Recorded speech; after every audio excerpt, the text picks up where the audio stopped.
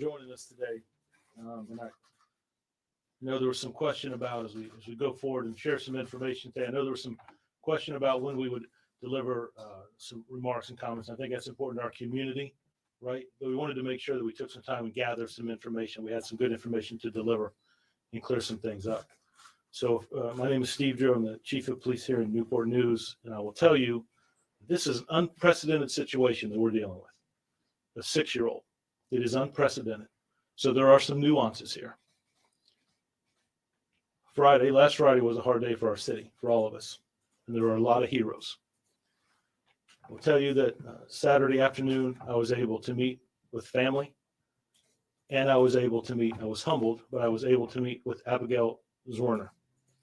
Abigail is a 25-year-old teacher, and she is a trooper.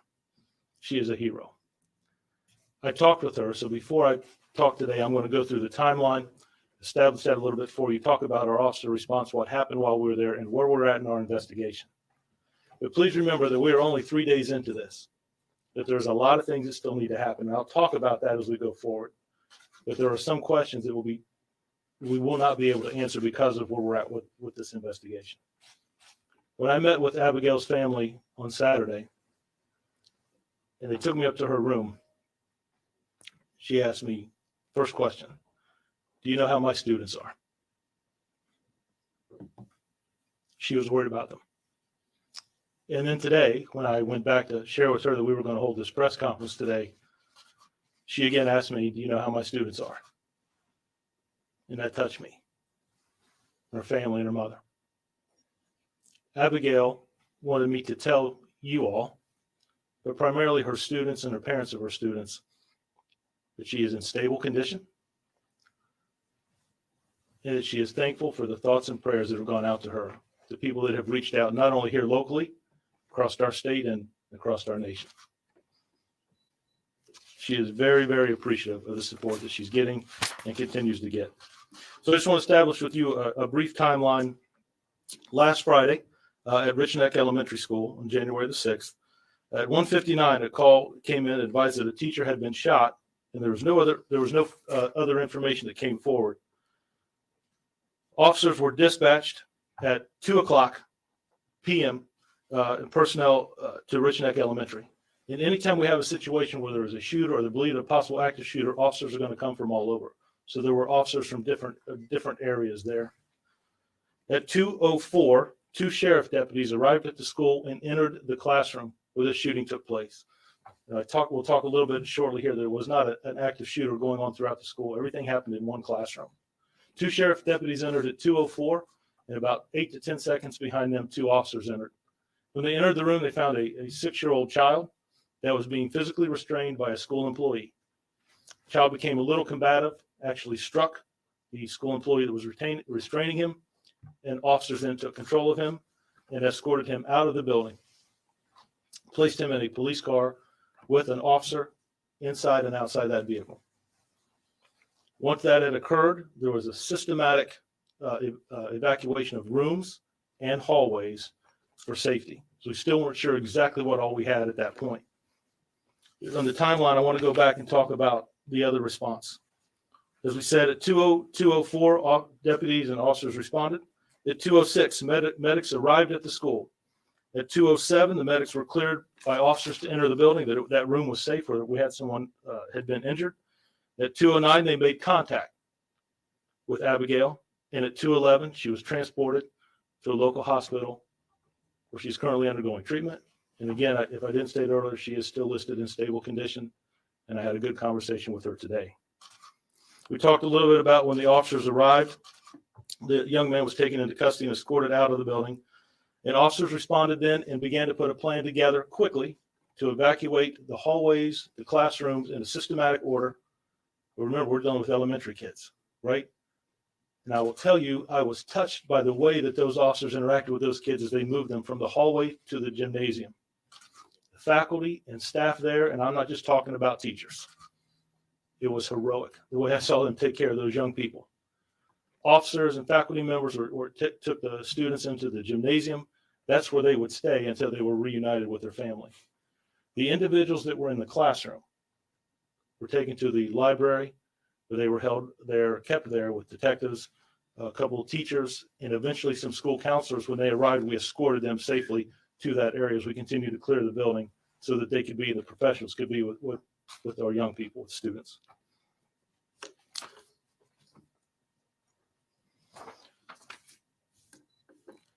We talked about detectives and counselors that were escorted there to make sure that we had professionals with the individuals that had been in that room. Once the building was safe, forensics entered the classroom and processed the crime scene. I want to share with you what we recovered there. One spent shell casing, a backpack, a cell phone, and a 9mm Taurus firearm was recovered. The firearm was recovered close to the student's desk where the shooting occurred. Mrs. Zorner was providing class instruction. The 6-year-old child displayed a firearm, pointed it at her, and fired one round. There was no physical struggle or fight. She was providing instruction to her class. There was one round fired. Abigail took a defensive position, and what I'm sharing with you is because she has allowed me to share it. She took a defensive position where she raised her hand. The round went through her hand, exited the rear of her hand, and into her upper chest. And that's as far as I'm going to go with that. I'm not a physician, and the complications there, but that was the injury. She leaned back and took that round.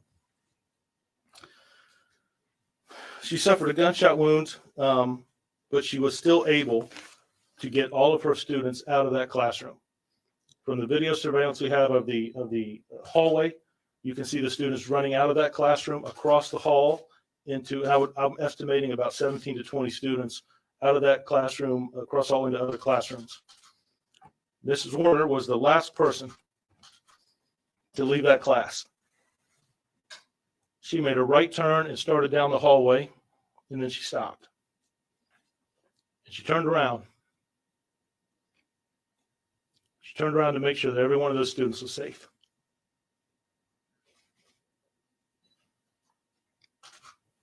She made her way down to the administration office. We would later find out that she was given first aid as dispatchers talked to individuals who had made phone calls, and they took care of her through communications until the paramedics got with her. Several faculty members were interviewed at the scene. Others, there will be follow-up interviews. There will be follow-up interviews with Abigail. The students that were there, we will work with child psychologists who are trained to interview children. We'll work with them. We want to talk about what they saw in their accounts.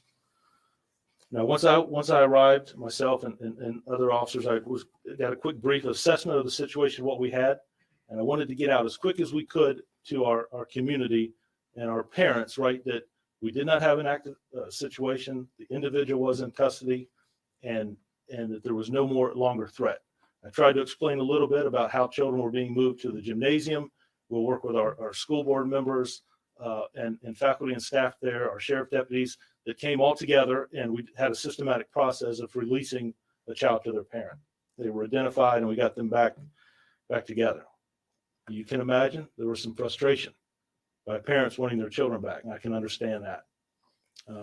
Myself and the mayor worked the line. Those parents lined up, calming them down, reassuring that their students were okay. But you saw tears and frustration, anxiety, and I appreciate that, sir.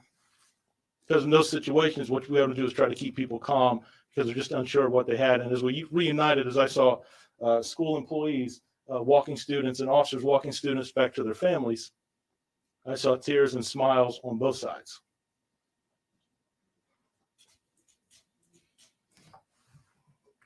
Almost in that moment of seeing our fire department, sheriff's department, police officers, school board members, school officials working together to reunite those children and loved ones, and the care that they took for those young people, it was amazing.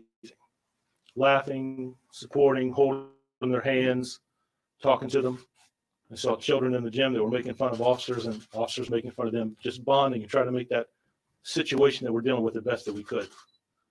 They remembered how important those young people are in that time of, they may never forget. The parents of the 6-year-old child were contacted by the police department and asked them to meet us back at police headquarters. They did so, and at that point is where we interviewed the child and his mother. We determined that the firearm was in the residence where they lived, and the child had obtained that firearm, placed it in his backpack, and brought it to school. He was brought to school that day by his mother later that morning. The 6-year-old child brought to school, like we said there, and it was determined we wanted to know about that firearm. It's one of the things that we did in our press conference. There was one of the questions I had: where did that firearm come from?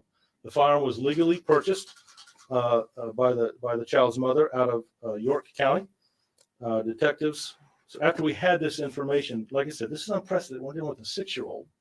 Detectives talked with Human Services and Child Protective Services, our Commonwealth Attorney's Office. I've talked to Mr. Gwynn several times, as late as last night and this afternoon.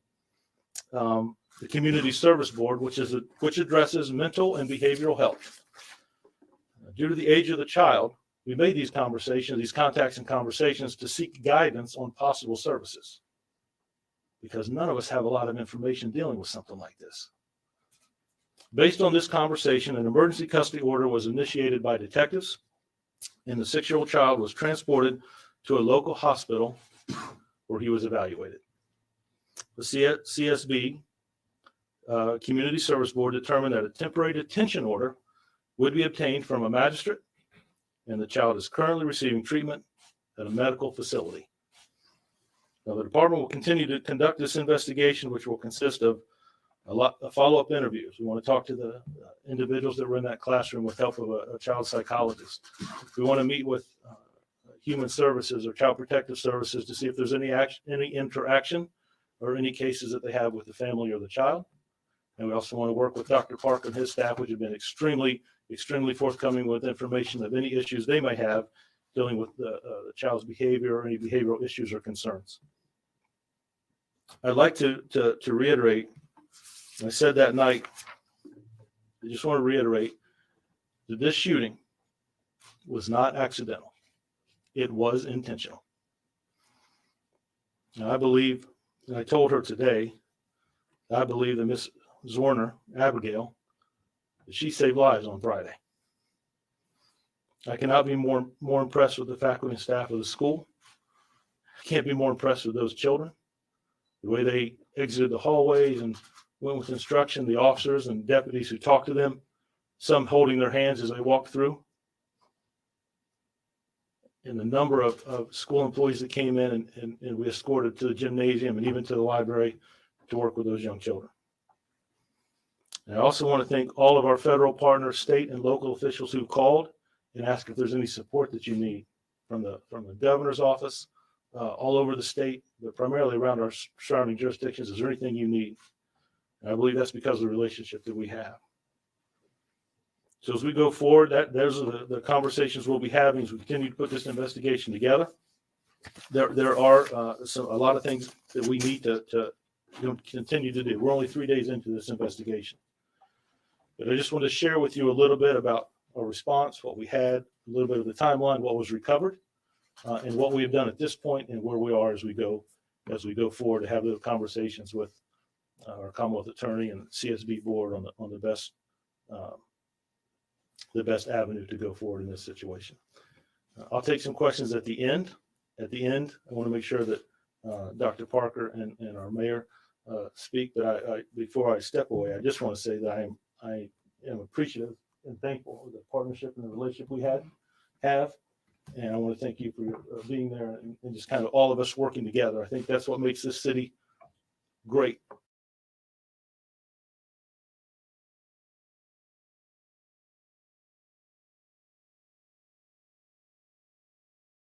You don't know my story,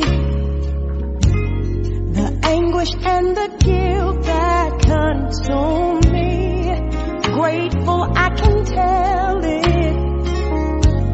for no more shall the shackles condemn me. You don't know my story, You just don't know. for if you did, you would lift up your hands. You don't know my story.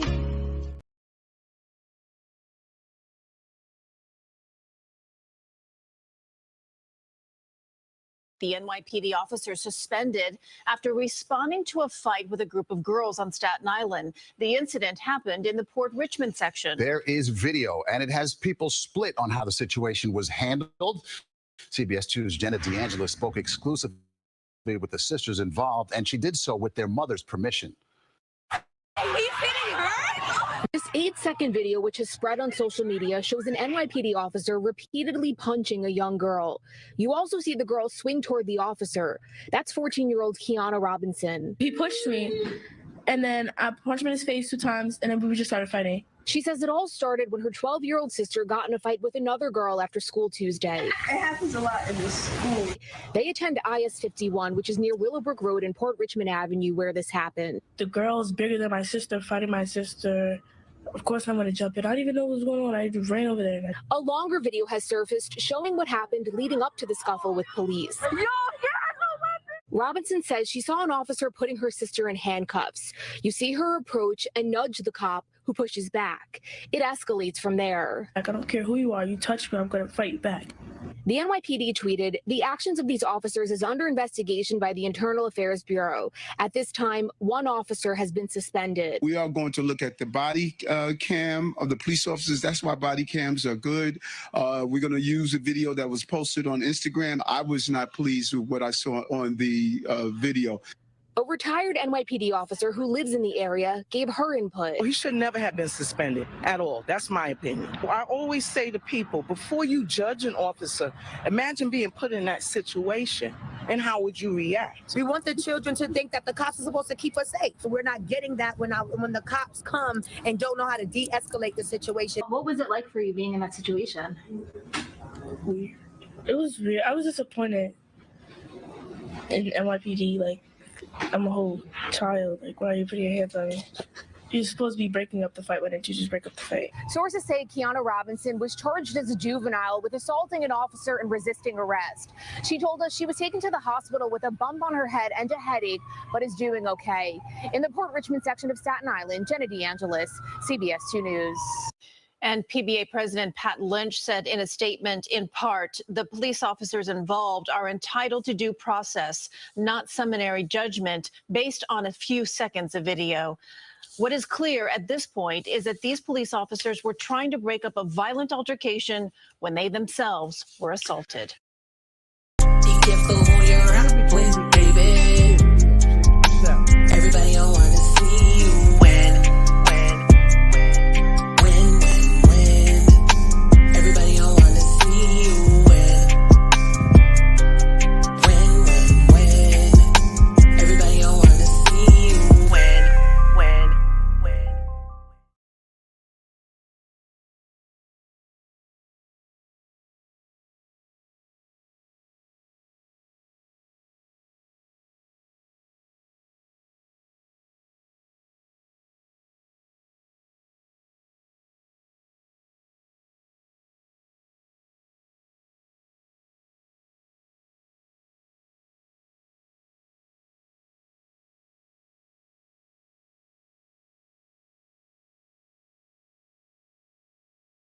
Is officially named after a teenage girl murdered while working the night shift at a Burger King. It's just one day before the year anniversary of her death. CBS 2's Christy Kalishian was there and has more from her grieving family.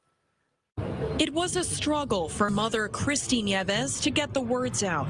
Quiero que siempre recuerden a mi bebé. She wants her baby to forever be remembered. And Crystal Beiro Nieves will be on the corner of 116th Street and Lexington Avenue, not far from the Burger King where the 19-year-old worked on January 9th of last year, where she was shot and killed during a robbery when working the night shift. Let this be the last time we have to come together to remember a young child taken from us in this horrible fashion. This is not the norm we want, and I'm going to continue to dedicate my life so that we don't have Crystal. Family, friends, and city leaders released purple balloons in Beirón Nieves' memory. The Puerto Rico native, who'd only been in New York for about 2 years, had plans to attend nursing school. She took the job at Burger King to save up and help her family. 30-year-old Winston Glynn was charged with murdering the teen. Police say he was a former employee and knew the store well. They say he stole $100 from the cash register and demanded the 19-year-old get money from the safe when he shot her. She didn't present any resistance, and no resistance, and still her life was taken from us. In March, Glynn pleaded not guilty to several charges, including murder and robbery. Nonprofit Stand Against Violence, or Save East Harlem, reflects on the effectiveness of its daily outreach to at-risk individuals over the past year since the shooting. We've come a long way and we have some work to do, but yeah, I think we are a little safer than what we were. Beirón Nieves' family attorney also tells us the manager who was on shift the night of the shooting is still recovering from traumatic brain injuries after allegedly getting pistol whipped by the suspect before he opened fire. In East Harlem, Christy Kalishian, CBS 2 News. You don't know my story, the anguish and the guilt that consume me. Grateful I can tell This is Jupiter. My name is Joan. For no more shall the shackles condemn me. You don't know my story, You just don't know. for if you did, you would lift up your hands. You don't know my story.